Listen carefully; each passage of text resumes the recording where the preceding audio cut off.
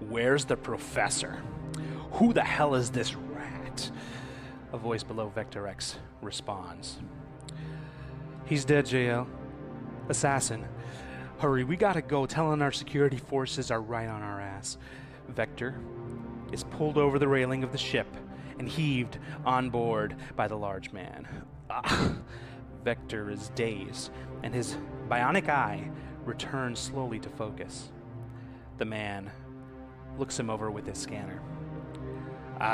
So you're the eye that the professor told us about. I don't mean any trouble. The professor called me. Yeah, and your sorry ass got him killed. I don't need you. I just need that eye. Maybe I'll rip it out of that socket. Wait, JL. The kid's gotta explain these first. The shaded figure tosses JL a bag of beans she stole from Vector X's pocket. Damn it, Ansel. JL drops Vector to the ground as Ansel chuckles. In a flash, the ship turns to life and darts away from Telenar. Vector X is on his adventure.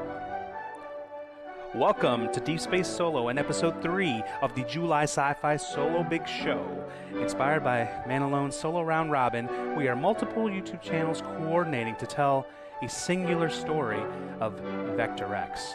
Check out episodes 0, 1, and 2, linked in the description. Today, we are using ICRPG, in addition to Mythic, Game Master Emulator, and some random tables. Music synthesis by the Roland S-1. Let's get started.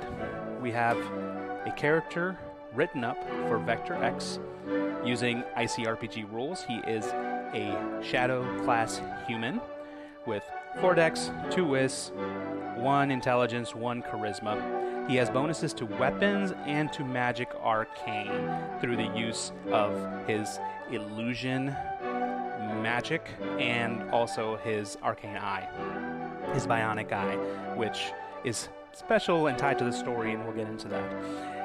Ansel and JL are 2 members of the Professor's expeditionary force, Professor Dralden. Using Mythic, we have the following characters written out and threads, including what mysteries are hidden, who murdered Professor Dralden, and why did they murder him, and what unexpected challenge caused the Professor to reach out to Vector X in the first place. Okay, from here on out, we're going to do everything in one take, 15 minutes. So please make fun of me in the comments. That being said, let's start with a Mythic scene check. Is the scene as expected? 10, yes. So the ship is racing away from Telenar, and I think at this point, Vector X is going to start needing some answers for why this is going on in the first place. Why was there an unexpected challenge that the expedition ran into that required the urgency from the Professor? What was he worried about? So, is the urgency related to some sort of time-sensitive issue with getting into the expedition site? Let's ask Mythic. That is a 14, yes.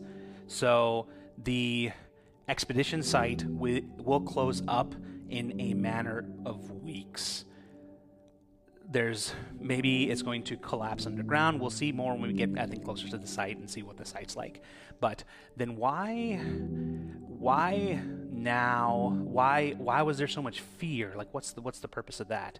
So is there something dangerous in the site? Yes, and we have a random, actually not a random event, but because we're not lower than the chaos factor. So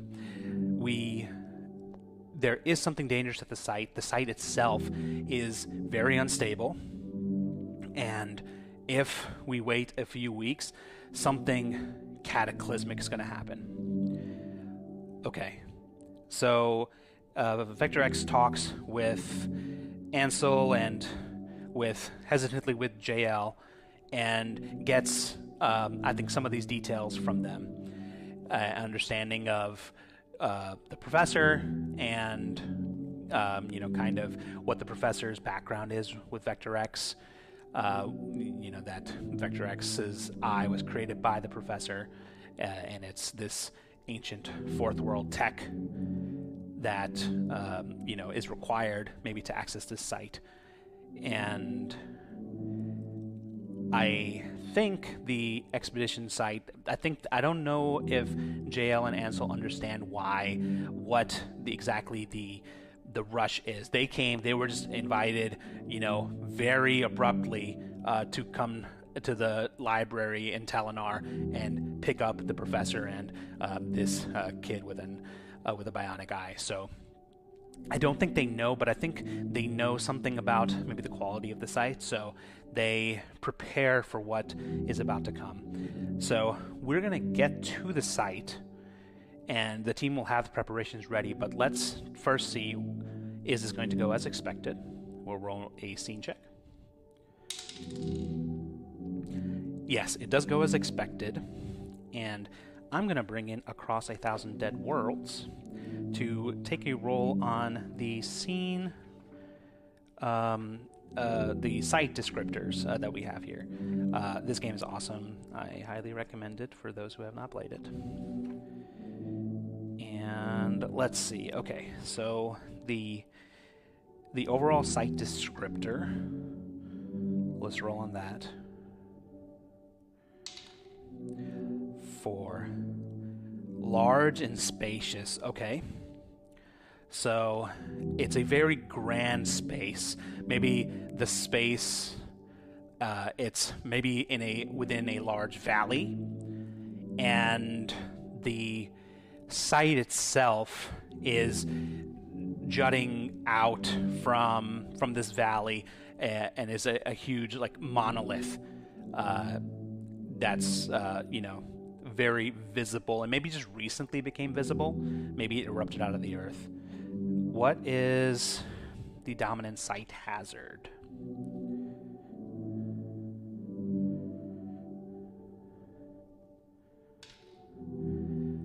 Seven. Distorted. So I think whatever fourth world tech is here is actually bending reality around the site. So the site is being distorted and is being increasingly distorted over time. Maybe it's overtaking the area I'm visioning, an Annihilation-esque situation. So I think with that kind of hazard in the site, this psychic hazard, I think the team is going to be approaching the site on foot. They're going to land the ship a little further away and then have to hike in. Does the ship land without issue? Let's ask Mythic. And that is an 11. Yes. So the ship is able to land in a clearing, and this area is somewhat barren. The heat is oppressive as they approach the ground. And landing here, this is an area that Vector X has never been to. He's lived in this city, so this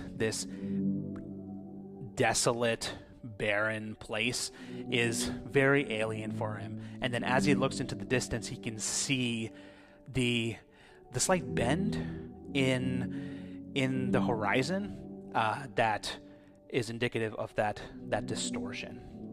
So the team's gonna approach. Let's roll for the next scene.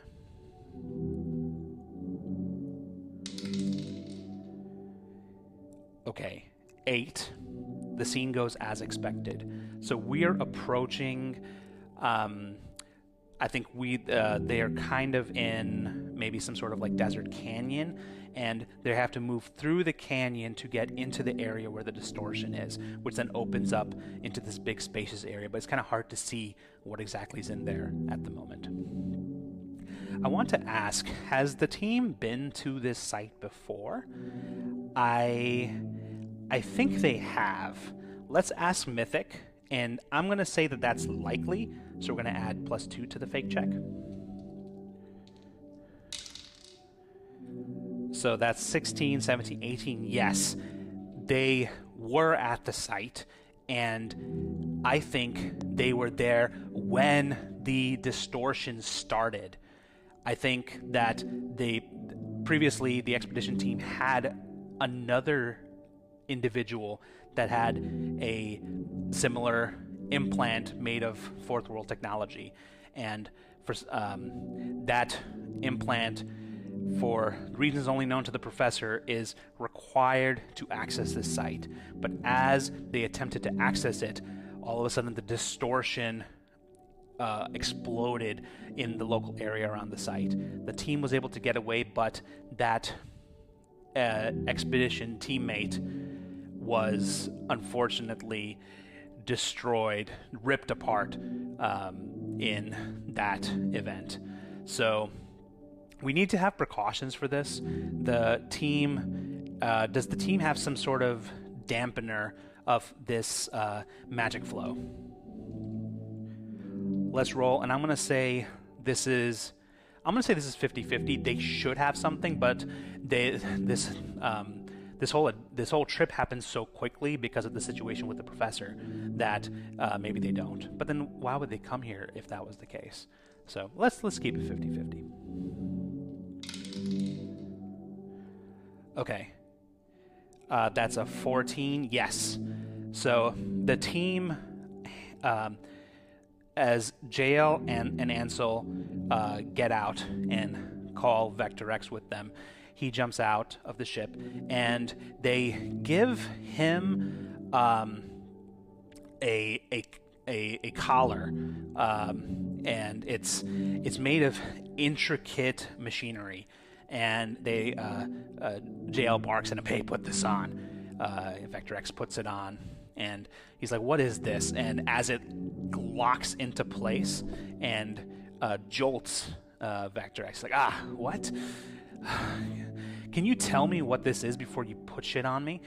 JL just grunts at him, and Ansel says, "This will help protect from the distortion in the site. The professor created these after the unfortunate incident that happened, and we haven't had a chance to test them, but I really hope that I hope that we can get inside in time before." And I think Ansel's going to be a little hesitant here. So there's something else that happened when that initial distortion got created. That expedition member died, but something else happened as well. And it's just something personal to Ansel.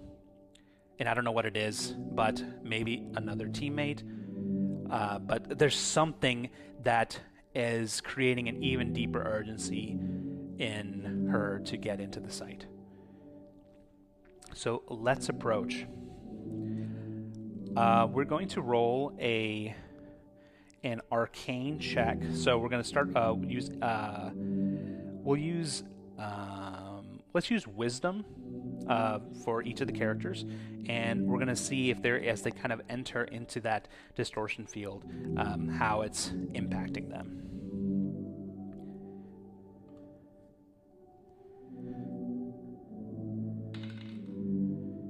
Okay, we're going to roll a 6, and just to make sure, I actually don't think we roll d20s in ICRPG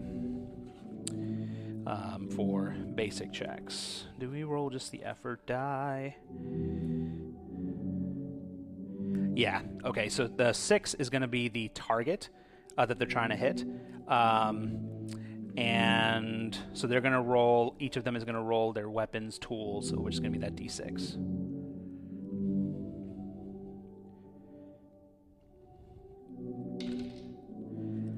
Okay, so Vector X rolls a 1, which is not going to meet that target number of 6. Let's see how the other teammates roll.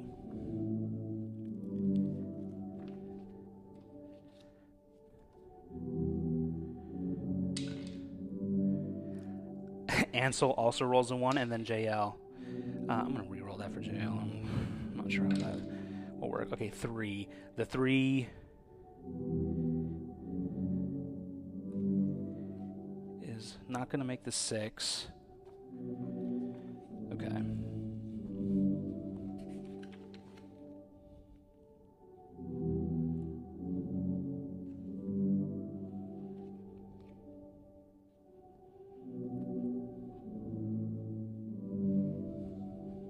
Okay, we'll stick with it. We should just be rolling the d20s here, I think. That is not specified here, so I think this is just like rolling for damage is going to be this, and then the d20s is going to be for everything else. So let's just say that Vector and Ansel do not pass the check. They're both going to take a jolt of damage as kind of they enter to that distortion field. So they're both going to lose 2 HP, get them down to 8. JL barks at them, "Hey, you gotta straighten up when you go through that barrier, okay? And no fucking around here, okay?" They're now approaching the site, and as they move forward, they see a giant lake of lava in front of them.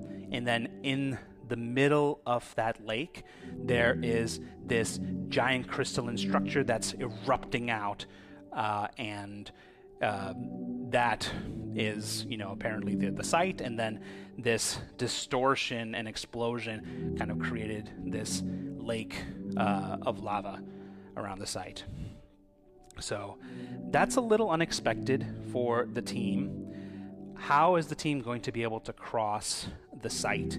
Do they have some sort of grappling ability to maybe cross over the lava lake? I think that's going to be very unlikely at that distance. I think it's going to be pretty hard. But let's give the Mythic a shout. Okay, 6 plus 3 is a 9, which is a no. They're not able to cross with some sort of grappling hook, but there is a path that they can kind of veer through that's little like steps that they can use to get across the lava lake. So they're going to try to move across that, and they slowly traverse across the lake and get to the structure. They start climbing up the structure, and as they do, Vector X slips and falls and catches at the last second before falling into the lake. That's where we will leave the story. How is the team going to get into this site, and what lies within? Thanks for watching.